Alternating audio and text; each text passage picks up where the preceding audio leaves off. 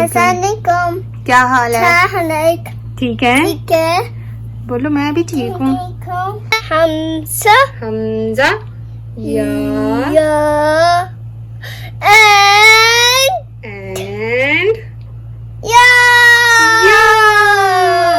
Very Very good. good. Clapping clapping clapping. Very good.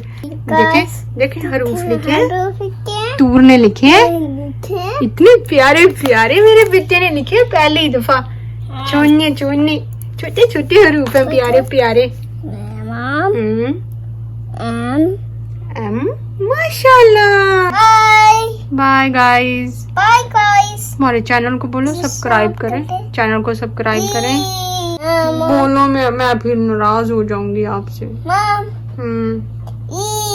चलो बोलो guys, हमारे channel को सब्सक्राइब करें, जल्दी करें और देखें हरूफ तहज्जी। मेरे बेटे ने हरूफ तहज्जी लिखे हैं। माशाल्लाह माशाल्लाह प्यारा।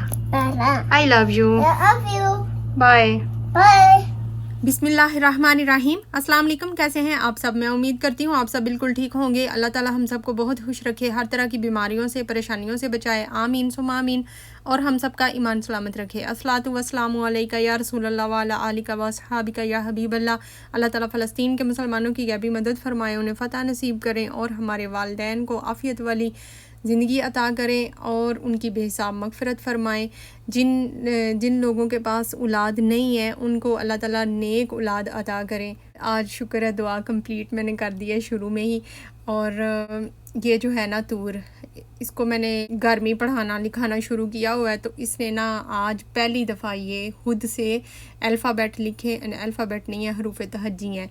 तो बस ऐसे ही मैं नमाज़ पढ़ के आई ना, तो बैठी हुई थी तो पास आके बैठ गया। तो मैंने कहा चलो आओ कापी पेंसिल लेके आओ थोड़ा लिखें। तो खुद से इसने ना थोड़ा थोड़ा लिखना शुरू कर दिया।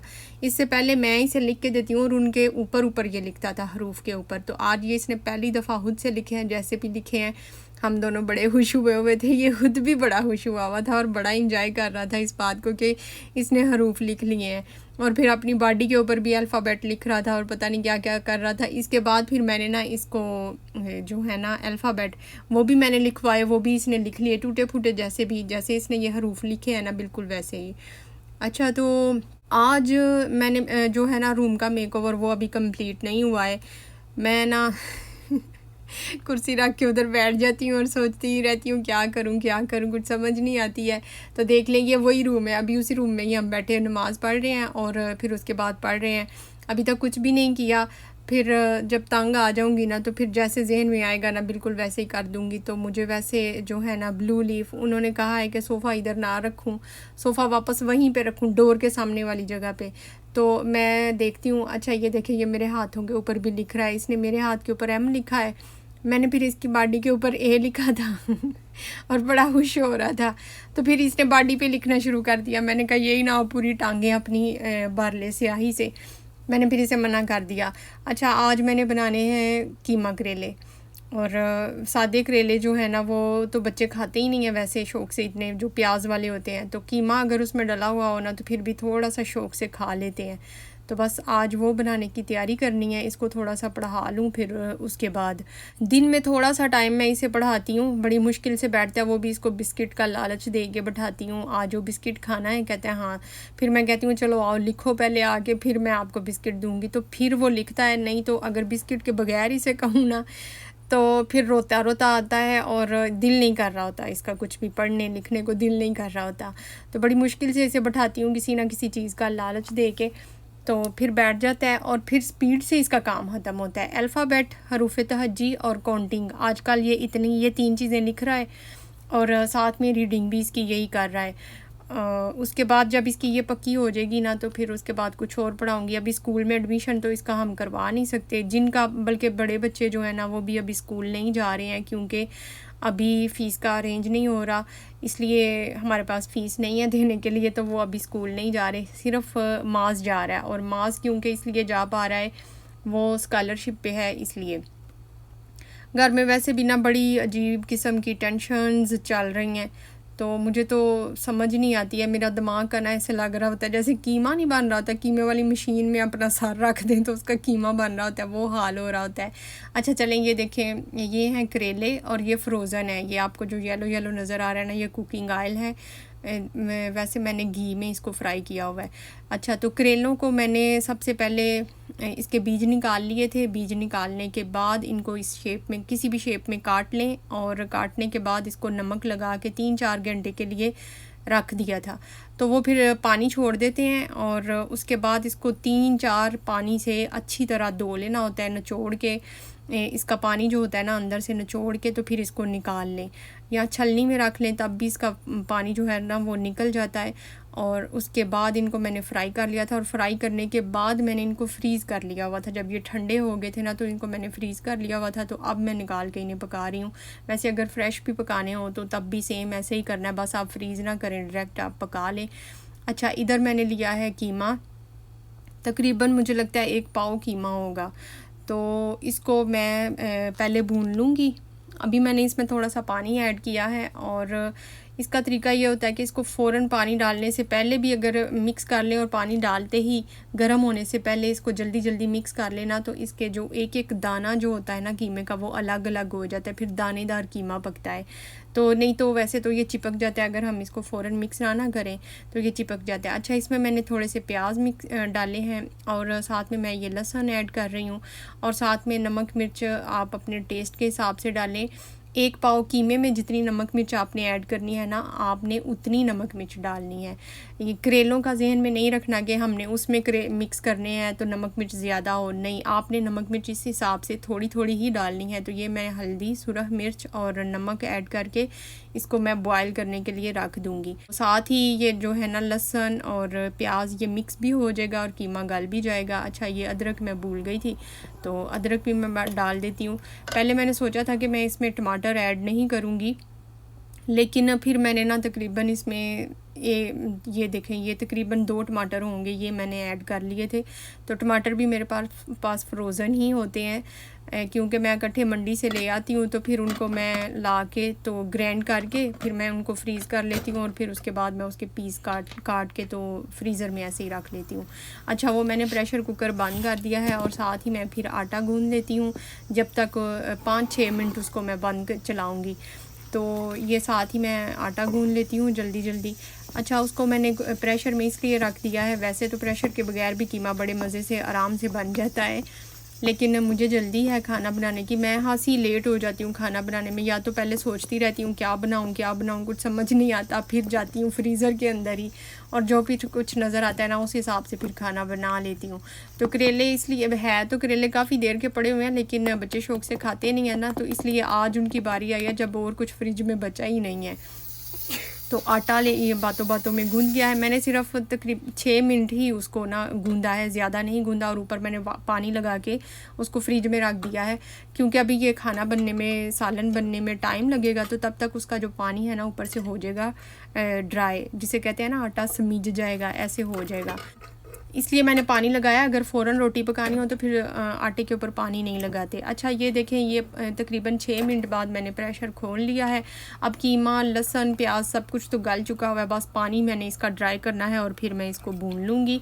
बर्तन भी मुझे ना तीसरा चेंज करना पड़ा है, पहले छोटे कुकर में रखा था, फिर बड़े प्रेशर कुकर में कि मैंने बंद करना था, अब मैंने कढ़ाई में डाल दिया, क्योंकि भिंडियाँ हो या करेले हों, कढ़ाई में ज़्यादा अच्छे बनते, मज़े के लगते हैं बनते हुए भी। तो बस इसमें कुकिंग ऑयल डाल के मैं इसको भून लूँगी। क्या कर रहे हो मॉम? जी, क्या कर रहे हो? खाना पका रहे हैं। खाना पकाने? हाँ जी, आपने खाना है? हाँ, मैं खाने। ठीक है। वाह, वो चिड़िया परी है मम्मा। बहुत प्यारी चिड़िया आई है। बस दे दो मोबाइल दे दूँ? ओके। क्या करना है आपने? आपने क्या करना है? नहीं, खराब हो जाता है, फिर टूट जाता है। हाँ जी, अब फिर गाइस से सलाम ले लो, मोबाइल देती हूँ आपको। नहीं, देखा, आप गंदे बच्चे हो इसको ना, उधर किसी चीज को हैंड ना लगाना। हाँ जी, वीडियो बनानी है। हाँ, ये लो, ओके।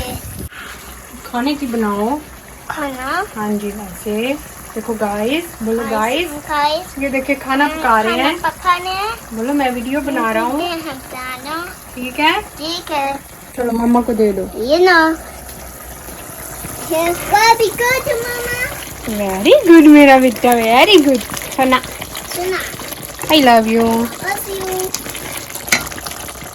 मैंने कहा अब आ ही गया तो आप भी थोड़ी सी इसकी हरकतें देख ही लें, किस तरह की हरकतें आजकल ये पास आके करता है, स्टूल रख के खड़ा हो जाता है और इसका दिल करता है मैं हांडी को देखूं या चाय बन रही है उसको मैं देखूं कि किस तरह पक रही है। अच्छा, मैंने इसमें अभी ये इसमें सूरज मिर्चें फ्रेश जो चाप्ड हुई होती है ना वो वाली मैंने ऐड कर दी है। वैसे ये भी मेरे पास फ्रोज़न ही थी और कुकिंग ऑयल थोड़ा सा मुझे कम लग रहा था, मैंने थोड़ा और ऐड कर दिया है। और इस स्टेज पे आप इसमें नमक मिर्च वगैरह टेस्ट कर लें। और अब ये कीमा भुन गया है। अब पहले तो वैसे है थोड़ा ही है, अब उसमें से भी मैं थोड़ा सा निकाल रही हूँ क्योंकि मुझे माज की फ़िक्र है। माज शौक से क्या वो खाता ही नहीं है। जब वो देखता है ना कि खाना ये बन रहा है घर से भागने की कोशिश करते हैं। अभी भी भाग गया हुआ है, उसने देखा करेले पक रहे हैं। अच्छा मामा मैं तो जा रहा हूँ। मैंने कहा मुझे पता है आप करेलों की वजह से घर से भाग रहे हो। कहता नहीं मुझे वैसे ही काम है, स्कूल में ही गया है। अच्छा, वो मैंने इसलिए उसके लिए निकाल के रख दिया, अगर उसने नहरे किए ना आगे तो फिर उसे वो कीमा दे दूँगी उसके साथ खा लेगा। और कीमा भुन गया है तो उसमें मैंने ये करेले ऐड कर दिए हैं। अच्छा, करेलों के अंदर भी कुकिंग ऑयल था। अगर फ्रोज़न बना रहे हैं ना तो फिर हमने थोड़ा सा कुकिंग ऑयल का ध्यान करना होता है। कीमे में बहुत ज़्यादा कुकिंग ऑयल ना डाल दें क्योंकि करेलों के अंदर भी होता है। तो मैंने ये थोड़ा सा ध्यान में रखा था। और साथ ही मैंने इसमें प्याज ऐड कर दिए हैं बहुत सारे। अब करेले तो ऑलरेडी फ्राई हैं और सिर्फ प्याज जो है ना उन्होंने पकना है। उनको पकाने के लिए हमने अलग से पानी नहीं ऐड करना। एक तो पानी वगैरह की ज़रूरत ही नहीं है, ये दम में सॉफ्ट हो जाएंगे, इतना ही हमने करना है। और उसके अलावा इसमें टमाटर ऐड करेंगे तो जो टमाटर का पानी होगा ना उसमें ये अच्छी तरह सॉफ्ट भी हो जाएंगे, बुन भी जाएंगे कि इनका कच्चापन भी ख़त्म हो जाएगा। तो ये मैंने 2 टमाटर ऐड कर दिए हैं इसमें। ये भी मेरे पास फ्रोज़न ही है। ये वैसे मुझे कम लग रहे हैं, मैं थोड़ी देर बाद देखूंगी अगर ये कम हुए तो मैं इसमें एक और ऐड कर दूंगी। तो एक और मैंने ऐड कर ही दिया है। अब मैं इसको थोड़ी सी ज़्यादा फ्लेम पे रख रही हूँ क्योंकि मैं चाहती हूँ कि ये जल्दी से पिघल जाएं, टमाटर मिक्स हो जाएं। उसके बाद मैं इसको दम पे रखूँगी। ये अभी थोड़ी ज़्यादा फ्लेम पे मैंने कवर करके ही रखा है क्योंकि जल्दी से वो पिघल जाए सारे टमाटर। तो उसके बाद इसको हल्की आंच पे दम पे रखना है। अभी इसके इंग्रेडिएंट कंप्लीट नहीं हुए हैं, 2 सीक्रेट इंग्रेडिएंट इसके बाकी हैं जिसकी वजह से ये कीमा करेले इतने मज़े के बनते हैं कि उंगलियां चाटते रह जाते हैं लोग मेरा तो अपना ये हाल होता है। वैसे घर में भी माशाल्लाह सभी खा लेते हैं। वैसे हैरत की बात यह है कि इस दफ़ा माज ने भी खा लिए थे। मैं बड़ी हैरान थी कैसे इसने खा लिए। यकीनन उसको टेस्ट अच्छा लगा है तो ही उसने खाया, नहीं तो वो तो कभी एक नवाला भी नहीं खाता। सीक्रेट इंग्रेडिएंट इसका एक ये है सूखा धनिया। इसको मैंने 2 डंडे में कूट लिया है। बहुत ज़्यादा पाउडर फॉर्म में ना करें, थोड़ा सा जैसे क्रश करना होता है ना ऐसे ही करके 1 चम्मच भर के मैंने इसमें डाल दिया है। करेले वैसे मेरे थोड़े ज़्यादा हैं, उस हिसाब से आपने धनिया का हिसाब रखना है। और 1 चम्मच भर के ही मैं इसमें अनारदाना डाल रही हूँ। ये 2 चीज़ें मस्ट हैं और दम पे ही आपने ये चीज़ें डालनी हैं। तो अनारदाना या तो क्रश करके डाल लें, जो है ना ग्राइंडर मशीन वाली जो छोटी डिब्बी होती है उसमें बड़े आराम से क्रश हो जाता है ये। और अगर आप साबुत भी डालना चाहें तो थोड़ी देर पानी में रख के इसको सॉफ्ट कर लें फिर आप साबुत डाल लें। लेकिन ज़्यादा अच्छा ये है कि क्रश करके डालें, किसी को पता भी नहीं चलता इसमें क्या ऐड किया हुआ है और फ्लेवर आसमान पे पहुंच जाता है। तो बस कीमा करेले हो गए हैं तैयार। एक बात जो बहुत ज़रूरी अहम है कि आपने इसमें गरम मसाला नहीं डालना। अगर आप मेरे वाले तरीके से पकाएं तो फिर आपने इसमें गरम मसाला नहीं डालना, सिर्फ आपने इसमें सूखा धनिया और अनारदाना दम पे ऐड करना है, जिसकी वजह से आप उंगलियां चाटते रह जाएंगे और मुझे दुआएं देंगे। अच्छा, ये देखिए टमाटरों का पानी हो गया है ड्राई। बस हमने तब तक ही इसको भूनना है या पकाना है या दम पे रखना है जब तक इसके अंदर से टमाटरों का पानी ड्राई हो जाए। तो अब वो सूख गया है और ये कीमा करेले मज़ेदार से हो गए हैं तैयार। चूल्हा हम बंद करते हैं और अब हम पकाते हैं रोटियाँ। साथ में मैं आपके साथ एक बात बड़ी अच्छी सी शेयर करना चाहती हूँ, उसके बाद हम दरूद पाक पढ़ेंगे। पूरे दिन में अगर आप एक भी दफ़ा नबी पाक सल्लल्लाहु अलैहि वसल्लम के ऊपर दरूद व सलाम नहीं भेजते तो एक बात याद रखें, 3 बेटे दिए थे अल्लाह ताला ने नबी पाक सल्लल्लाहु अलैहि वसल्लम को और तीनों के तीनों आपकी ज़िंदगी में ले लिए। हर नबी को एक दुआ मिलती है जो वो दुनिया में मांगे और वो दुआ रद्द नहीं होती। हमारे नबी पाक सल्लल्लाहु अलैहि वसल्लम ने वो दुआ संभाल के रखी अपनी उम्मत के लिए।